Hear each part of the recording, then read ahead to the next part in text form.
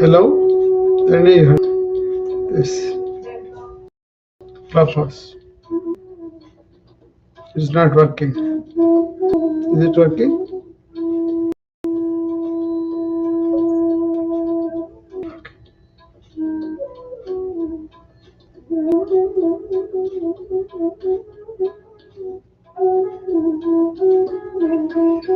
Okay.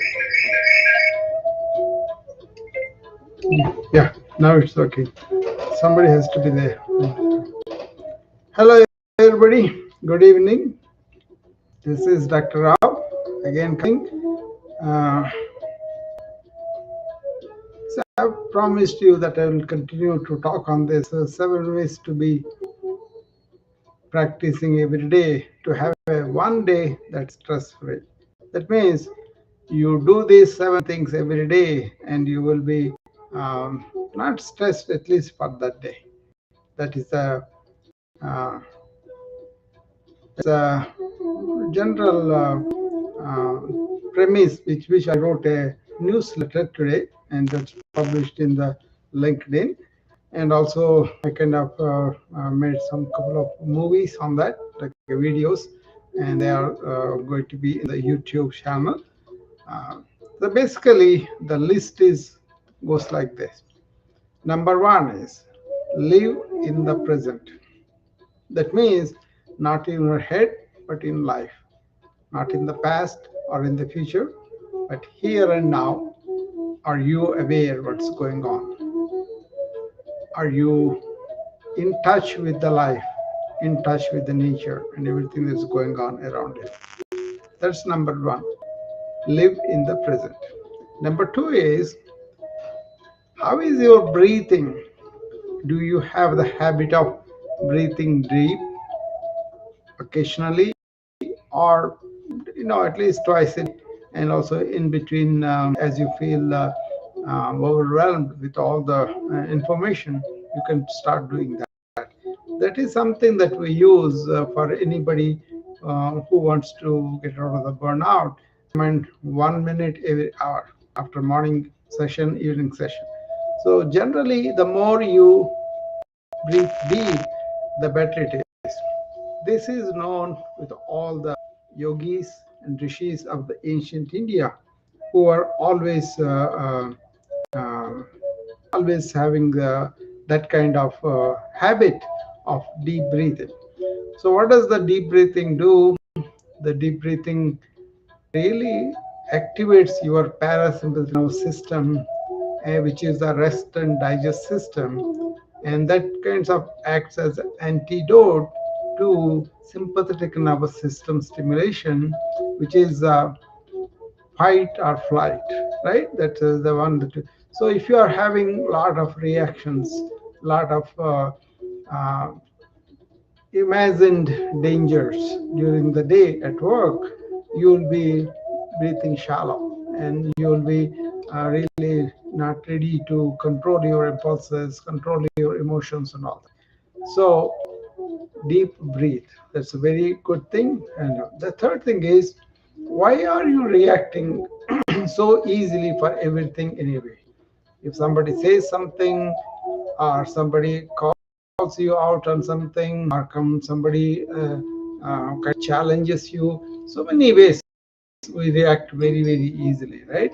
So why don't we have some control on it? Instead of reacting, why can't you respond? So watch yourself and don't react to all things, but respond to them, take care of them. Okay, that's number three. Number four is, spend some time in silence. Don't let your mind go run all the time. Just be silent for a few minutes so often. Maybe a few minutes in the morning, few minutes in the middle of the day, and also in the night. The longer you can be, the better it is for you. Okay. So number five is be kind to people. Be kind to random people that you may have to help them, you may want to show them consideration, whatever, right? And number six is, be grateful to what you have. operate with a half full glass rather than half empty glass. This goes a long way, you know. And number seven is be positive and do things for others. Being positive goes a long way, especially if you want to retire at night time. That will be very, very good to sleep on a positive mind. If you can sleep on no mind, that's good, but that's not going to be possible for a lot of people. So you might have heard me saying that in other areas, but then what I'm saying here is just recall the day and look at the negatives that you may have had and convert them into positive. Don't let them stay in your mind. Okay, so those are the seven things I was talking about. Today I'm going to elaborate a little bit on the first one, which may take just a few minutes, and afterwards if people show up we'll continue the discussion. Otherwise I will probably close the room. But the first one is live in the present. Be here and now. Be in awareness. Why this is important is lot of times people are not touch with life. So they may be thinking something that happened in the past, and then they will be always living the past. It's not bad to remember the past and learn the lessons and act accordingly. But suppose somebody insulted you like 3 months ago, and then you still not sure that you still kind of a grudge about that, and then all that is not good for you because that's all negative living, and that is going to produce all the stress hormones. So don't live in the past or in the future, because if you are living in the future, most of the time it's like a anxiety worry. So you be aware every day, am I here? Am I really in touch with what is happening in front of me? What is, am I dealing with what is happening in front of me? That is a very, very healthy way to live. That way your attention will be on what you are doing, what you are feeling here and now, and what you are projecting from the thought and all that here and now. That kind of thing helps you to get most out of whatever you are doing, and the quality of life will be better because you are completely connected to the present. Okay, that's why living the present is very important, and getting the memories from the past is okay, planning for the future is okay, but take that plan that you have developed and divide into small acts and then focus on each act. So living in the present means that learning from the past, but also all the projected plans that we have in the future, while you are executing right now. Okay, and that way the quality will be very improved.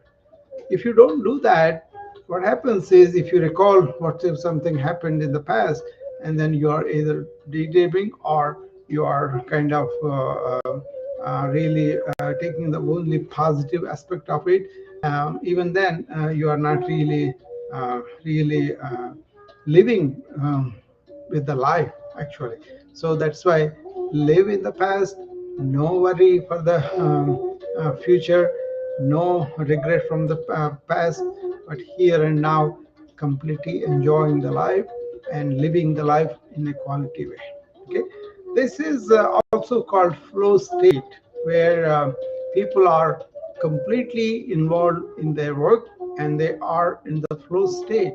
So what happens there is people will have work done very efficiently, and they are not really expending a lot of energy, and that way they are always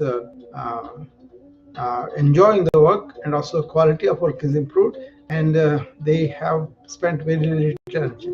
You see, whenever you do something that completely involved in that, you are completely attentive to that, you don't feel like you have done that. It just flows through. That is the flow state I'm talking about. In the yoga system, Patanjali Yoga Sutras are the ones which has excelled in getting to this flow state easily. It was remarked by even the Western authors. That's one of the best system that they have seen among all the systems about concentration, about attention, about focus, about flow, this is the one. That is the best way. The Patanjali Yoga system has 8 principles. First 5 are preparing your body and mind, and then to work on the mind. Last 3 are for the mind, right? It is about the inner reshaping of the mind, right? That means you got to get your body ready, get it energized, and have some principles of ethics and morals, and then you kind of deal with your senses, withdraw them from going out. That way you are going to be having a very good effect of that, then you will be able to turn around on your mind. The last 3 are the mind, right? Okay, first concentrate on all the desperate thoughts, then focus on only one thought and stay with one thought, and then go beyond the thought into your conscious state. That is the called samadhi. That is the highest part. That is what I'm talking about, the flow state that we have here.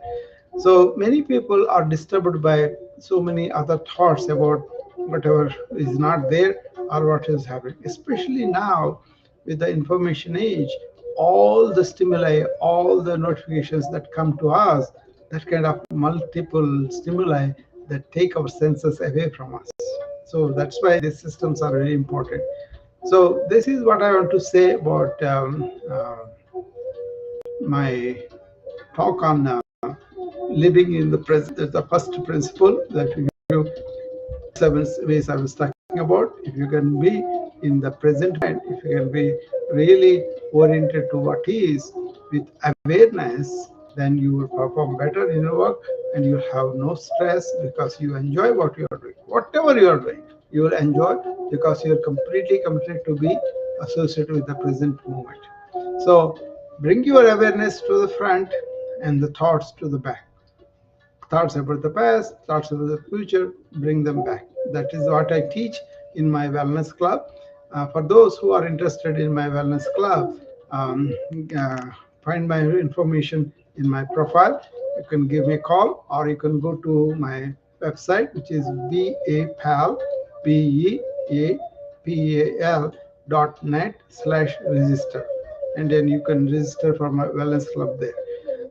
Otherwise, I'll be coming up to these rooms and I'll be talking about this topic again tomorrow at the usual time. The next principle we are going to talk about tomorrow.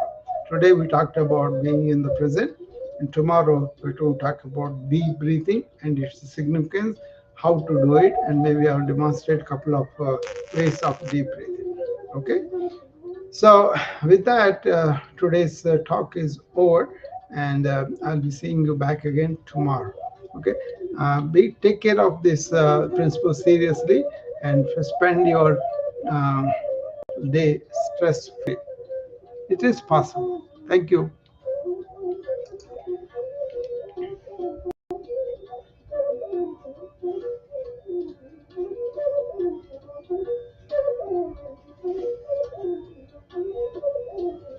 Yeah, or not.